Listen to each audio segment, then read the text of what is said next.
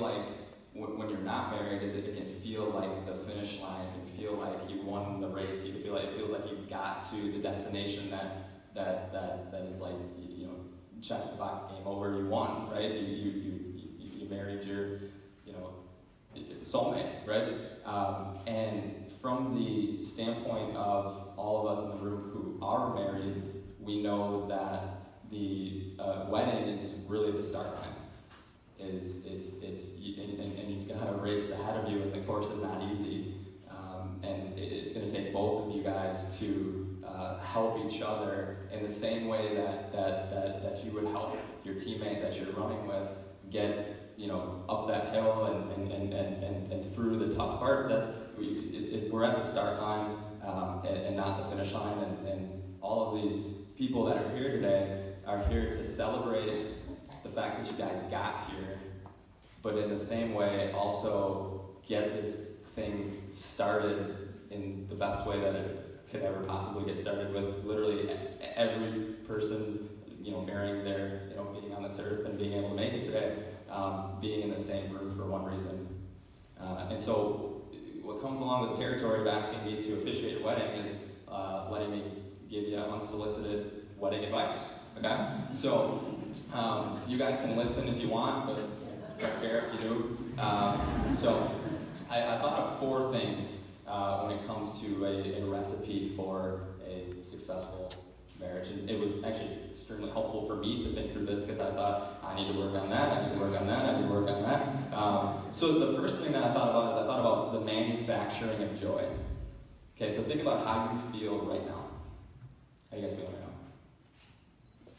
Pretty good, right? Pretty good, kind of nervous. Nervous you're gonna miss her lips on a kiss, right? So it isn't difficult to feel joy right now. It's not going to be difficult to feel joy next week. It's not going to be difficult. I mean, they call it the honeymoon phase for a reason. It's a real thing. What I'm talking about when I say manufacturing joy is when it's not easy to be joyful. And having outlets, whether it's things as simple as going and exercising, or going on working out, or reading a book, or going on a walk, or whatever it is that you need to do, knowing that your emotions affect your emotions and vice versa, to do it not just for yourself, but do it for the other person when it's not easy, is manufacturing joy.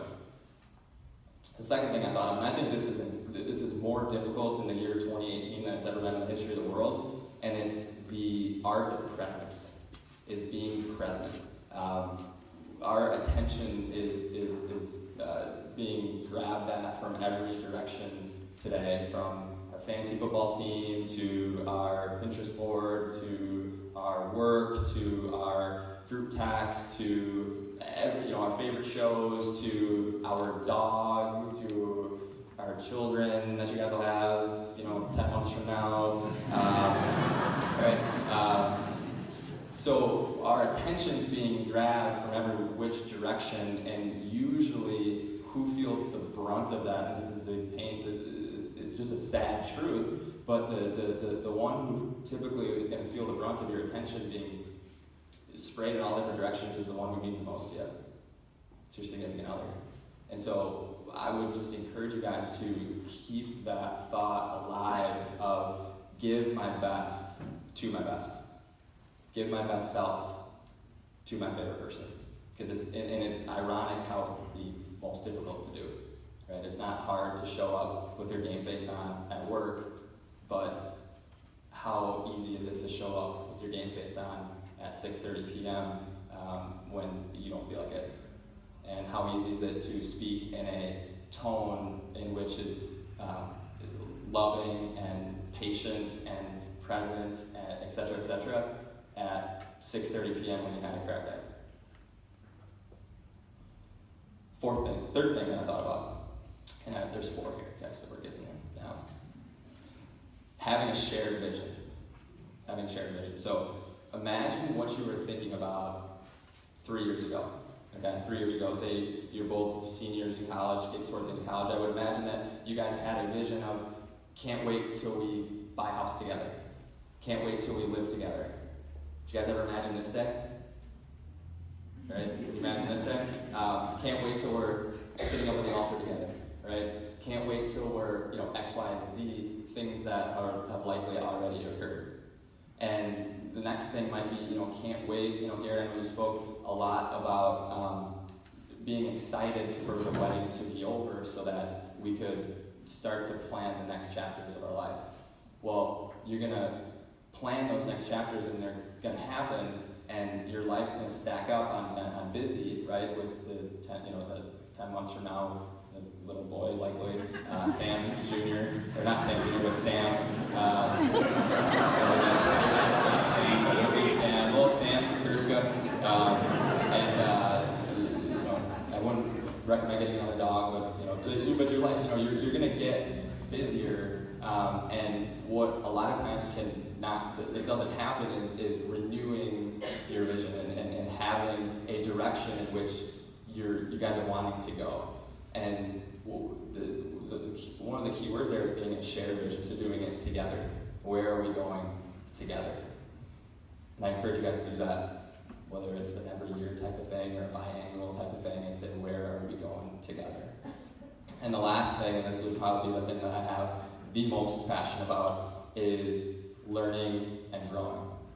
So change is something that, depending on where you're at from a change tolerance perspective, can be something that is seen as a bad thing or seen as something, well, I like my life today. I don't want things to change. But I would encourage you guys to embrace change, because change is inevitable. What's optional is growth.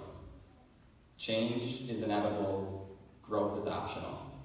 And so I would just implore you guys to grow together, embrace change. I think if I asked this room to raise their hand if they would like to go back 10 years from now and live the life they were living 10 years ago, I bet I would not see many hands up in the air, because things always gradually move towards a place of better, right? You guys, would you want to be here, or would you want to be where you were on this day last year? You guys want to be here, right? And having the mindset of we're going to grow and learn together, a year from now, you guys will be living a better life than you're living today. And recognizing that you guys are very, very, very different people. I mean, could you imagine if you were married yourself? Garrett? You know, that's how a lot of people feel like when we're in the same arena together, is it's like two of the same people, and there's a lot of people here that isn't there where they're really trying to end up, right, is in that room. So recognizing that you guys are very different people, and you balance each other out in a way that is really cool. So that whole opposites attract thing is a real thing, and recognizing that you aren't the same people really matters. And one of the things when talking to your guys' family that was resounding, I just heard it over and over and over again, and not to pick on you, Garrett here, but talking about, man, Garrett's really matured a lot these last few years, right? Which is one of those compliments that it kind of speaks to where you were a little bit. It's kind of like the we've probably heard this a lot, Garrett, about having a lot of potential. It's like one of those compliments. You know what I mean, right? Teachers would probably have told me that. But I heard that from a lot of people, but at the same time, I want to say this to you, I was so impressed with your mindset and prioritization related to today, because what stuck out to me is that what mattered to you was not a whole heck of a lot other than just who you're going to be standing up here with. And I thought that was really cool. You didn't care about the small details, and I would, knowing you as I do, encourage you to focus on what matters, because you're marrying a very imperfect person. But who Garrett is the most loyal, as you know this, right? He's the most loyal, hardworking, and to his core, one of the greatest guys I've ever met in my life. And great men marry up, right? Great men marry up. And there's no doubt who the biggest winner is up here, but you're not close behind. Yeah. So So with that, let's, Garrett and Emily wrote their own vows, which was their choice, but I was going to make them do it. And so, Emily, why don't you hit lead off here?